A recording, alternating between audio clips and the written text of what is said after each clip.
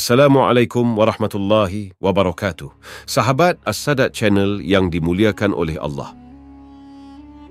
Episod kali ini akan saya sampaikan sejarah singkat tentang Imam Abu Al-Hasan Al-Ash'ari. Sebelum lanjut, tentunya jangan lupa untuk like, subscribe channel ini dan bunyikan loncengnya agar anda tidak ketinggalan setiap episod yang menggugah cakrawala pengetahuan anda. Sahabat As-Sadat Channel yang dirahmati Allah, segenap santri di berbagai sudut pesantren tentu selalu menghormati tokoh ini. Nama beliau senantiasa dihormati dalam setiap kajian ilmu akidah. Setiap orang yang mempelajari akidah Ahlus Sunnah wal Jamaah pasti mengenal beliau sebagai salah satu tokoh pendirinya. Nama lengkapnya adalah Ali bin Ismail, yang lebih dikenal dengan julukan Abu Musa Al-Ash'ari. Ia adalah seorang ulama besar keturunan Abu Musa Al-Ash'ari, sahabat Nabi yang dijanjikan oleh baginda Nabi Shallallahu Alaihi Wasallam bahwa kaumnya akan selalu mencintai Allah dan dicintai oleh Allah. Diriwayatkan dari Abu Musa Al-Ash'ari, beliau menyampaikan, "Aku membaca di hadapan Nabi Shallallahu Alaihi Wasallam penggalan ayat yang artinya, maka kelak Allah akan mendatangkan suatu kaum, Dia mencintai mereka dan mereka pun mencintainya." Maka Nabi SAW bersabda, "Mereka yang dimaksud dalam penggalan ayat tersebut adalah kaummu, wahai Abu Musa." Dan Rasulullah memberikan isyarat dengan tangan beliau kepada Abu Musa Al-Ash'ari, hadits riwayat Al-Hakim. Tokoh ini memiliki silsilah lengkap. Ali bin Ismail, bin Ishaq bin Salim bin Ismail, bin Abdullah bin Musa, bin Bilal bin Abu Burdah, bin Abu Musa Abdullah bin Qais Al-Ash'ari. Ia adalah tokoh besar yang tak kenal lelah dalam memperjuangkan manhaj Ahlus Sunnah wal Jamaah. Ia hidup dalam perjuangan mempertahankan ajaran yang benar sebagaimana diajarkan oleh para sahabat Nabi SAW. Ia menentang pemikiran yang menyimpang, baik dari kalangan yang berlebihan menggunakan akal dalam berakidah seperti sekte Mu'tazilah, maupun dari kalangan ekstrim yang terlalu kaku dalam memahami teks lahiriah Al-Quran dan hadits seperti sekte Rafidah. Ibnu As-Sakir menyatakan, ulama ahli hadits telah sepakat bahwa Abu Al-Hasan Ali bin Ismail Al-Ash'ari adalah seorang pembesar dari golongan para pembesar ulama ahli hadits, dan mazhabnya adalah mazhab ulama ahli hadits. Ia membangun argumentasi di dalam bidang ilmu asas dasar dalam beragama, yang sesuai dengan manhaj Ahlus Sunnah.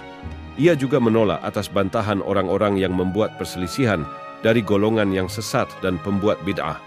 Dan ia menghadapi sekte Mu'tazilah, sekte Rafidah, dan para ahli bid'ah dari golongan Ahlu Qiblah, orang Islam, serta golongan orang-orang yang keluar dari agama Islam, bagaikan pedang yang terhunus.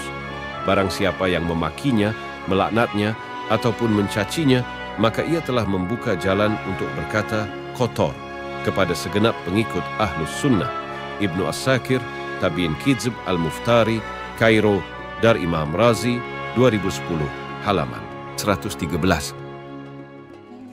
Semangatnya tercermin dalam syair, ia berjuang dengan semangat yang seolah bekas telapak kakinya menancap di bintang kejora. Ia berjuang dengan tekad membara yang secara tabiatnya ia tak mengenal rasa bosan. Abul Hasan Al-Ash'ari lahir pada tahun 260 Hijriah.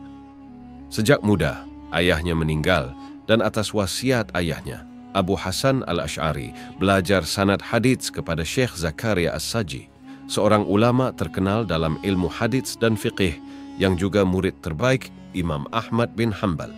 Selain itu, Abul Hasan Al-Ash'ari juga mengambil sanad hadits dari Abu Khalaf Al-Jahmi, Abu Sa'al bin Sarh, Muhammad bin Ya'qub Al-Muqri, dan Abdurrahman bin Khalaf Al-Bashri, Tajuddin As-Subuki, Thabaqat Syafi'iyah Al-Kubra, Beirut, Darul Kutub Al-Islamiyah, 2009, volume 3, halaman 347.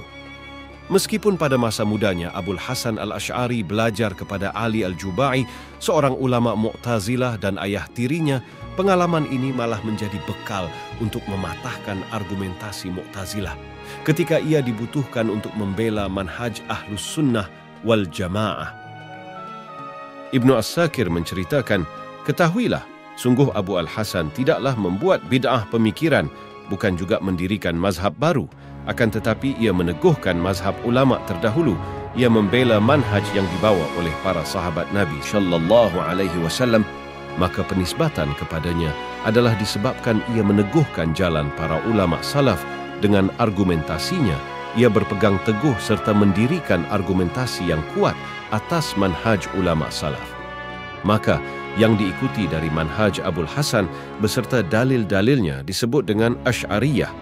Tajuddin As-Subuki, Tabaqat Syafi'iyah Al-Kubro, halaman 365. Wasiatnya kepada murid-muridnya adalah agar tidak mengkafirkan sesama muslim. Sebelum meninggal pada tahun 324 Hijriah, Abu Al-Hasan Al-Asy'ari menegaskan bahwa ia tidak pernah mengkafirkan seorang pun dari umat Islam. Sebagai penutup, Abu Al-Hasan Al-Asy'ari berpesan agar tidak memvonis kafir sesama muslim.